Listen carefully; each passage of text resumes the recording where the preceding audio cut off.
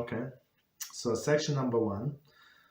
Scope of the prohibition. The prohibition to earn money on Yom Tov, even though the performance is permissible service. For example, it is prohibited to be a waiter, babysitter, or tutor for compensation of Yom Tov. So let's stop here. So the making money, it's not like you paying somebody for some forbidden jobs. No. So that somebody is going to do any Melachah. They're not going to do any Melachah. Right, right, and even if you would be allowed to do so, right? For example, we give beautiful examples. Waiter, so waiter, the one who wait the table. So you can do the wait. I do wait in the food Shabbos, for example, in my house. So I try to help my wife put the dishes, take the dishes out. So all of these things. So it's a waiter job. So are you allowed to do? Yes. Are you doing something forbidden? Absolutely not. Right, but this person is not doing anything forbidden, or babysitter or tutor, right, to teach somebody Torah, right? The person is not doing anything forbidden, but he doing for compensation. So meaning on Yom Tov only. The prohibition against earning wages applies whether one performs the service on behalf of a Jew or a Gentile, right? Again, a Jew doing something that is permitted for him to do on Shabbos, let's say, or Yom Tov, for a non-Jew, right? Still, if a non-Jew is going to pay us, so we cannot be on either side of the transaction, meaning receiver or payer. Okay. However, it is permitted for a Jew to compensate Gentile after Yom Tov for permissible service that the Gentile performed on his behalf on Yom Tov. So, of course, I mean, there are permissible ways, and we're going to talk about these permissible ways later on, right? So, however, it is permitted for a Jew to compensate Gentile after Yom Tov. Okay, we're going to see like how it's like allowed. So, basically, just to give us like a big picture. So, this payment must include money before Yom Tov, during Yom, before Yom Tov or after Yom Tov. For example, they came, the waiters came and they set the tables. Okay, so for example, for a whole job you have to pay them $200. Let's say, I don't know, a lot of money. Let's say $200. So you're going to pay them $100 for setting the table, $100 that they clean the table. Like after they came after Shabbos, like after all of the meals, and clean the tables and take the garbage out, this and that, right? So all this like swept the floor, they did all the beautiful things. So for that you pay them, but for Shabbos they work for free, right? So there is no problem. So basically you pay them for job not done on Shabbos or Yom Tov. Okay. Or it was like the whole package deal. Also allowed. The prohibition applies not only to earnings wages, but also earnings rental income and royalties. Thus, one is prohibited from renting any of his possession, such as apartment, room, or car, exclusively on Yom Tov, or from deriving benefit from such income. Okay, so let's do this thing again. This prohibition applied to earning wages, right? That's clear, salary, but also earning rental income. So earning rental income, if you rent your apartment, for example, by days, that's a problem.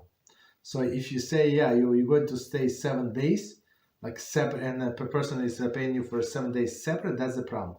If he's paying you for the whole stay, whatever this stay including Shabbos, that's not a problem. So right, so that's the thing, and they technically cannot rent a room from you only on Shabbos, right? Like technically, but practically they can, because you're not paying them for a room that they stay on Shabbos. You're paying them for preparation of your room, right? So for doing laundry on the sheets, doing vacuum, this carpet, all of this, like giving you new soap, new paste, whatever, washing the bathroom. So you pay for that, right? And after you leave, the next morning on Sunday they're going to do laundry and cleaning of your room. So you understand? So that's what you're paying for. So technically, like it is possible to rent a room for 1 day, technically, right? But if person stays there and the guy say you have to pay him for 6 days, like for 6 days, each day separate, and each day is like such and such. So that's it. So you cannot charge for Shabbos or Yom Tov. Thus, one is prohibited from renting any of his properties, such apartment, room, or car, exclusively on Yom Tov. So the guy would say, yeah, look, on Yom Tov starts on Wednesday. So I don't need your car, but you always told me that you want to go like to the mountains or out fishing. I say, okay, you can take my car. It's a long holiday, 2 days and plus what is it? Plus Shabbos, right? So you just make sure you fill my tank and maybe 300. I don't know. I'm just okay. Let's say a big car, a very good car. So $300 for 3 days would be just fine. Okay, so it's not absolutely not allowed. Understand? Continue. The prohibition on Yom Tov earnings covers all forms of compensation, including payment of cash or merchandise. So that's very, very interesting, right? So it's actually very, very similar to what we learned in our Kids Shulchan Aruch class about ribis, right? So payment could be in cash, right, or check, cash, doesn't matter, or merchandise. So they give you something. So you work and they say, look, I'm going to give you something. I don't know, whatever he's going to give us. So he has a, I don't know, like food store or something. So he's going to give us some food. Packaged food, right? Okay. Forgiving the debt owned by the worker, right? So meaning what? So that's what we discussed yesterday. Very, very interesting, right? So he owes us money, right? And he cannot pay to us. So we can say, look, if you own like you owe me such and such amount, okay, it looks like you're going to pay me maybe after Mashiach comes. That's not good. So if you want to work, this is a job. This and that, so and I'm going to forgive you that. So not allowed. So because the person gets some financial benefits. And perform work in exchange for work performed on Yom Tov. Right? So that's also meaning what? That you work for me this day and I'm going to work for you the next day. Or next Shabbos or next Yom Tov. You work for me first day, I'm going to work for you the second day. I'm going to babysit for a first day, you're going to babysit for second day. So what is the problem?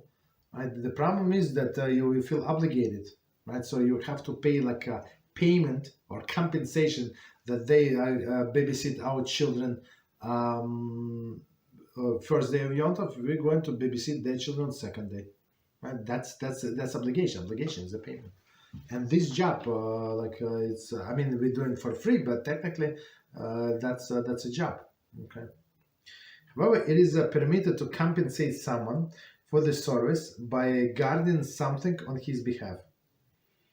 Okay. So one more time, it's very interesting. However, it is permitted to compensate someone for service by guarding something on his behalf. So so we're not gaining anything, right, from his job, right? We're not losing anything, meaning that he's guarding our field, our orchard on Shabbos or Yom Tov. Understand? So that's a little different. Guardian is not considered compensation, since it does not provide the recipient material benefit, but merely prevent him from suffering loss. So that's that's very interesting case. Right. So one more time. However, it is permitted to compensate someone for service by guarding something on his behalf. Right. So they did something for us, and we're going to guard on his behalf. Okay. Guard is not considered compensation, since it does not provide the recipient material benefit. Okay. And as we said before, the not suffering loss, it's not exactly gain. Right. Right. So two separate things. Right, preventing from just remind us an idea. Not able to make money and lose the money, it's two separate things. So right, to prevent not having opportunity to get to earn money and lose money, like whatever you have, it's still separate things. Okay. Continue. Any questions on what we said? No. Yes. Questions. Would it be problematic if we say we rent a place by days and stating that if they stay over for Shabbos, it's free for them? Wouldn't charge them for it? No, you can charge them for the whole stay. So if they stay 7 days including Shabbos, let's say they check in on Wednesday, check out on on Tuesday, there is no problem. So they pay you for the whole stay. You don't tell them you pay day by day,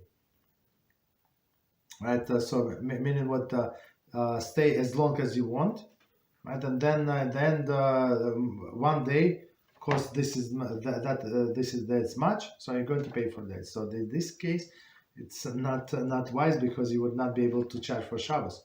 But if you say that they're going to pay for the whole extended stay, there is no problem. Understand?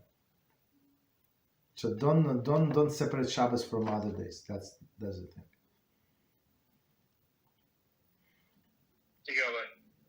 You're welcome. A couple questions on the board. Okay. If one needs to pay for a Gentile's job on Yom Tov, is he allowed to clarify a certain portion of the money is for the service during Yom Tov, and other part is for after Yom Tov, and pay the entire amount at once? Yeah, the whole amount at once is a must. That's a must. Do we have to tell them? No, yeah, they do not care. Like sometimes I tell people not to confuse anybody. Right?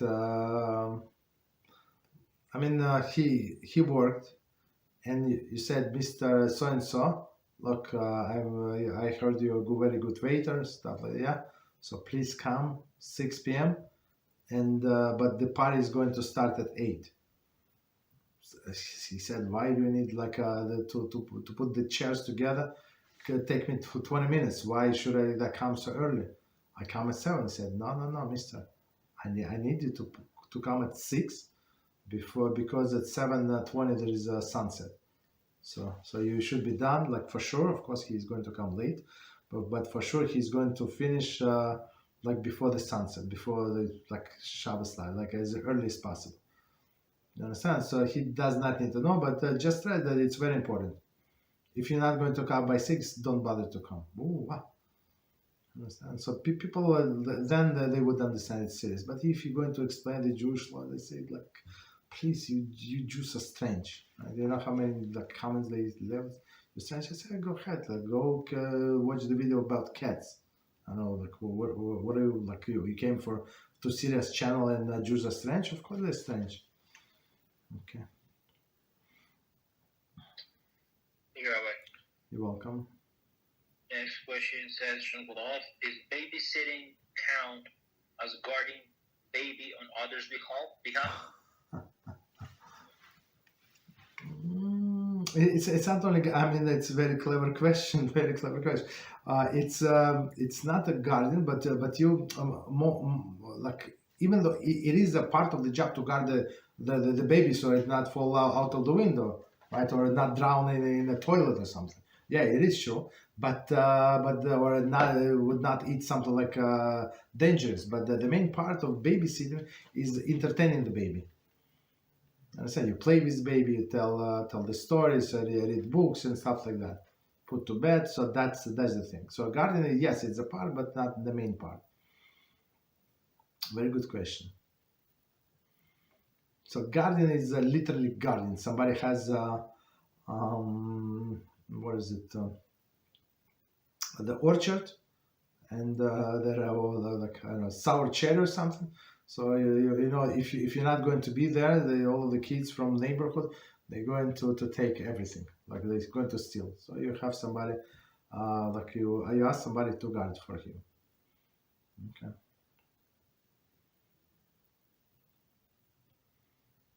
Rabbi, You're welcome. Question from Olaf. Is opening and closing a door or gate guarding the door, or is it providing prohibited services? Opening and closing door is not Melachah. There is nothing forbidden. I'm not sure what the question is. So basically, can you pay somebody for opening and closing the door, like a doorman or something? I don't understand. Yeah, for instance, guarding the door, like. Oh, guarding the door. Yeah, like security person, right? Like in front of the building. Yes, that's guarding. Yes. That's a guarding. That's a very good question. Yes, that's a guarding. Okay. Thank you, Rabbi. You're welcome. Yeah, go ahead. Just another question says, for people in hotel businesses, since hotel rooms are charged by days, how can they avoid taking money on Shabbos and Yom Tov? Okay, so part of it we just explained, but technically when person check in, like most into the hotels check in like after 3 p.m., 4 p.m., like at least in most of the hotels that I know.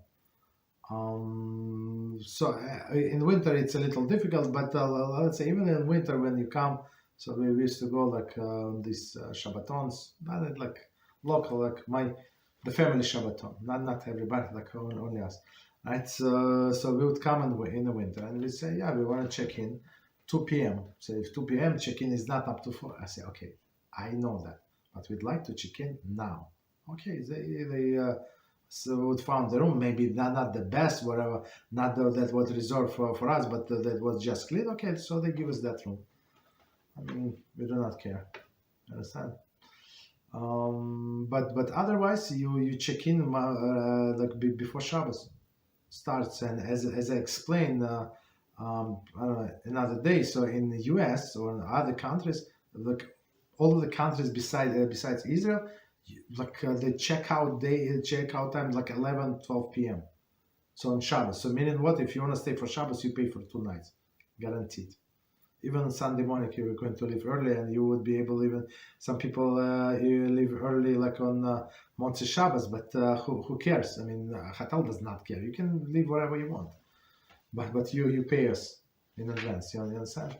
So with hotels, there is no problem whatsoever. And even in Israel, so you check in before, and you check out after the Shabbos is over. So, and they have to do your laundry, right? Like prepare your room. You have to pay people, right? And they have to pay like before you check in. So before Friday, like early, much early. And after you leave, of course, not even on Shabbos. For sure, they're going to do it Sunday morning. Understand? So there is no problem whatsoever with this hotel.